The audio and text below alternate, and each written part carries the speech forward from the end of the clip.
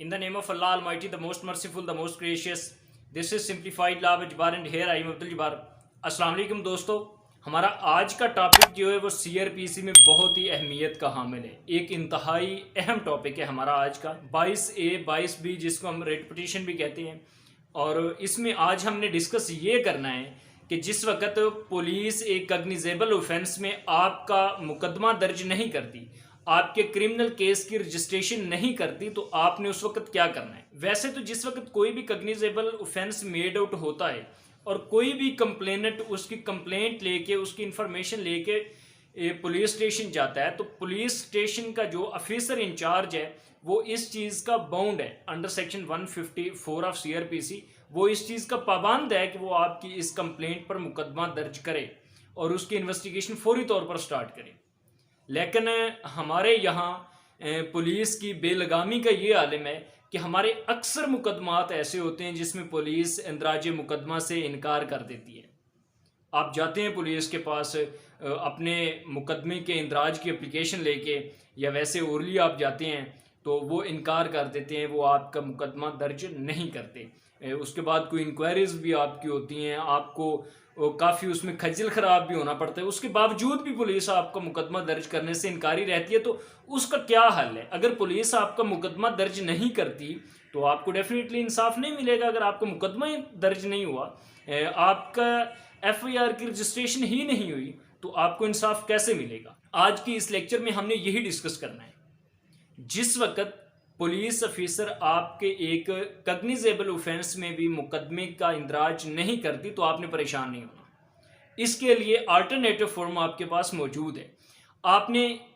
पहले ये होता था कि जिस वक्त कोई पुलिस ऑफिसर कग्निजेबल ऑफेंस में मुकदमा दर्ज नहीं करता तो आप उसकी रिट लेके हाई कोर्ट के पास जाते थे। हाई कोर्ट फिर डायरेक्शन देती थी उस पुलिस ऑफिसर को कि आप इसका मुकदमा दर्ज करें। उसके बाद वो मुकदमा दर्ज करता था। वैसे तो वो ऑलरेडी भी सेक्शन नंबर 154 सीआरपीसी के तहत ड्यूटी बाउंड है ऑफिसर इंचार्ज या जो भी मुहर्रर वहाँ पर मौजूद होता है कि वो इंदराज मुकदमा करे। लेकिन जिस वक्त हाई कोर्ट की डायरेक्शन उसको मिल जाती थी उस वक्त फिर वो ज़्यादा ड्यूटी बाउंड हो जाता था कि वो उस पर मुकदमा दर्ज करे और उसकी बाकायदा तौर पर इन्वेस्टिगेशन स्टार्ट करे। अच्छा, पहले तो होता था कि हाई कोर्ट के पास आपने जाना है। अब हाई कोर्ट में तो हर बंदा भाई ये इंदराज मुकदमा की एप्लीकेशन लेके जा नहीं सकता, सीधी सी बात है। अब कहाँ पर झंग है, कहाँ पर आपका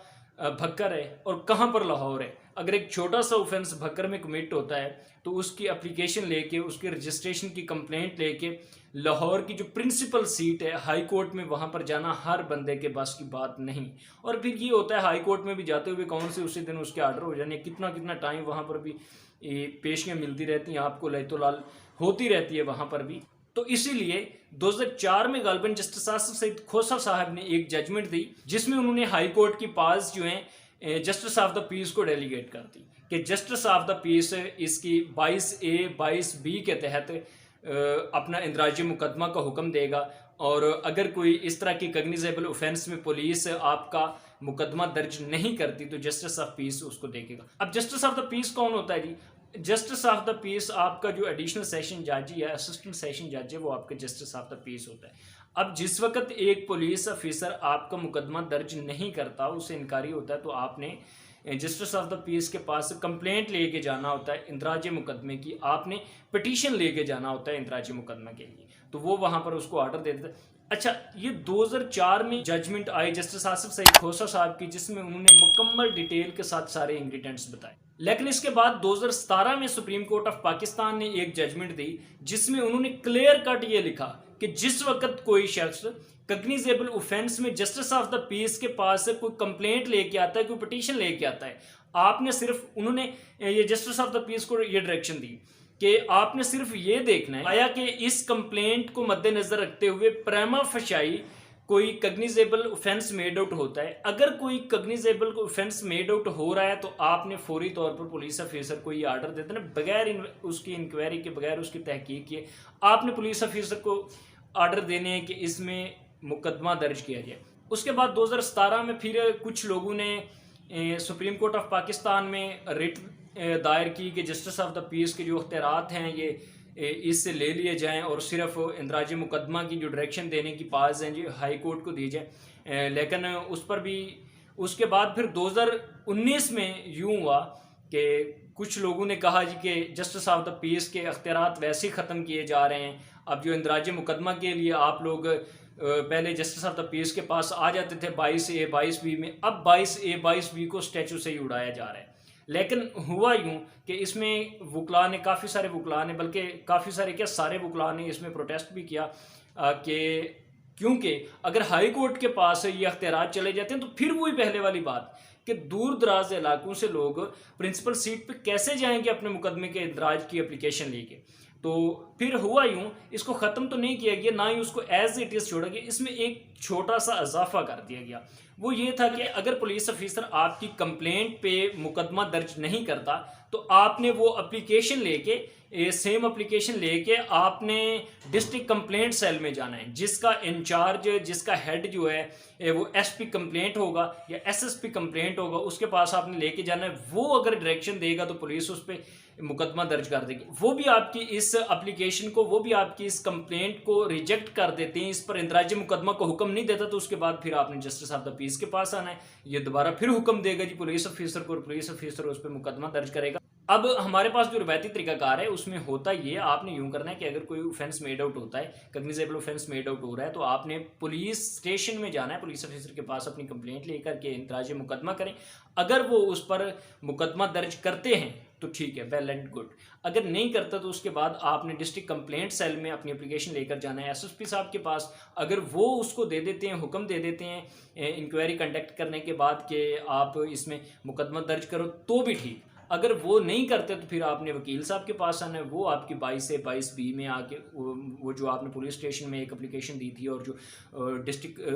कंप्लेंट सेल में आपने जो एक एप्लीकेशन दी थी उनकी कापियाँ साथ लगा के वो जाके जस्टिस ऑफ द पीस के पास वो आपकी पिटीशन फाइल कर देंगे और उसमें दोनों पार्टीज़ की फिर बहस होगी। उसके बाद आपके मुकदमे के इंदराज अगर बनता है, अगर कॉग्निजेबल ऑफेंस उसमें मेड आउट हो रहा है, तो आपके मुकदमे के इंदराज का हुक्म दे दिया जाएगा। लेकिन एक चीज़ यहाँ पर मैं आपको और बताता कि आप डिस्ट्रिक्ट कंप्लेंट सेल में एप्लीकेशन लेके गए कि इस पुलिस ऑफिसर ने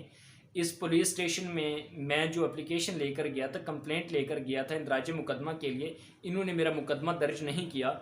और आप उनके पास ये एप्लीकेशन जिस वक्त लेके जाते हैं, लेकिन वो आपकी एप्लीकेशन को ना तो रिजेक्ट करते हैं और ना इंदराज मुकदमा का हुक्म देते हैं। तो यहाँ पर आपने क्या करना है जनाबे वाला,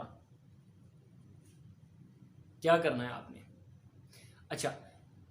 अब ऐसा तो नहीं हो सकता कि आप अपना मुकदमा ही ना दर्ज करवाएं, क्योंकि जब तक आपकी वो एप्लीकेशन को डिस्पोज ऑफ नहीं करता, रिजेक्ट नहीं करता, आप जस्टिस ऑफ द पीस के पास भी नहीं आ सकते। तो डेफिनेटली यहाँ पर एक क्वेश्चन अराइज होता है कि आपने तब क्या करना है। फिर आप जाएंगे डायरेक्ट हाई कोर्ट के पास कि हाई कोर्ट डायरेक्शन देगी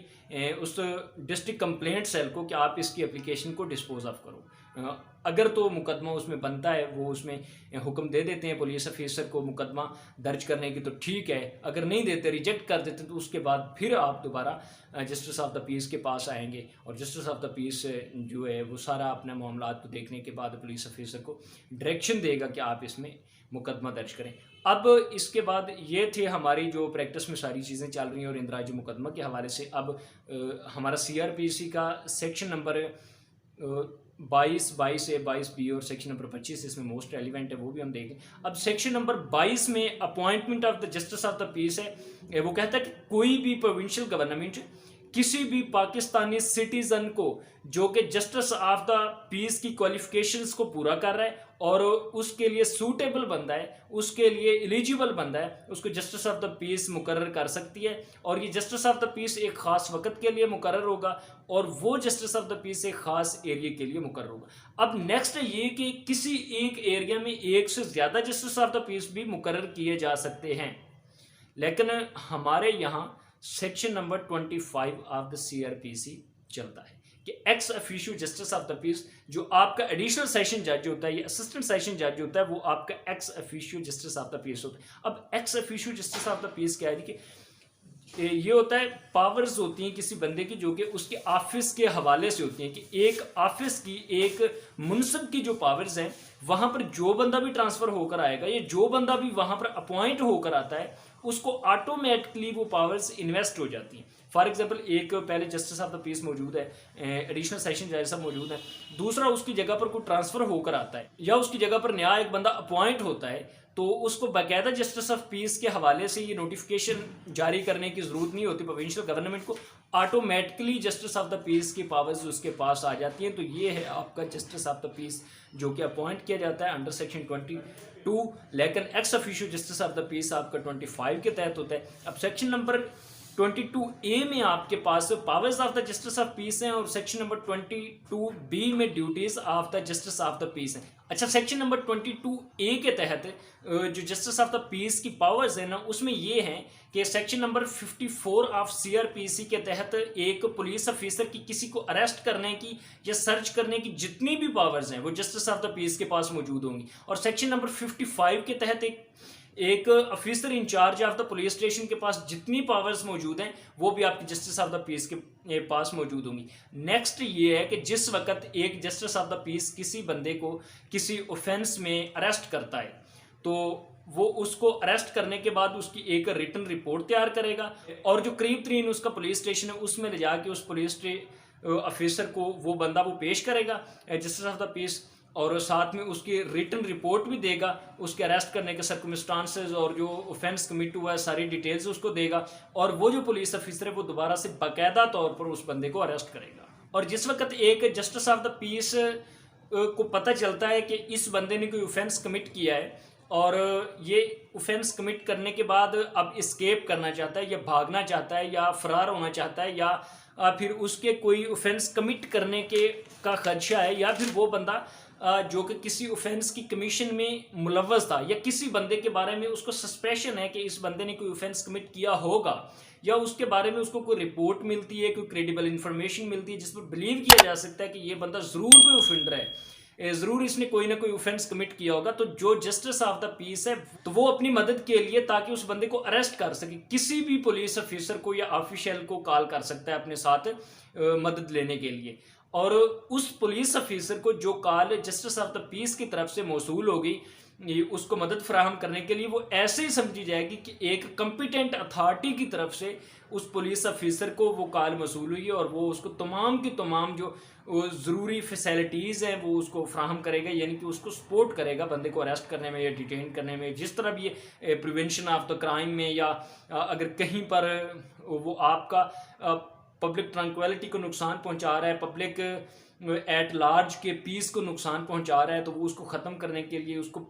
प्रिवेंट करने के लिए, रोकने के लिए ये आपका जो जस्टिस ऑफ द पीस है वो किसी भी पुलिस ऑफिसर को अपने साथ बुला सकता। और इसके अलावा ये कि जस्टिस ऑफ द पीस के पास ये भी अख्तियार है कि वो किसी बंदे को उसकी आइडेंटिटी का सर्टिफिकेट जारी कर सके कि वो बंदा इस इलाके में रहता है, यहीं का वो बंदा रिहायशी है, या किसी डॉक्यूमेंट को वो अटेस्टेड भी कर सकता है जो कि जस्टिस ऑफ द पीस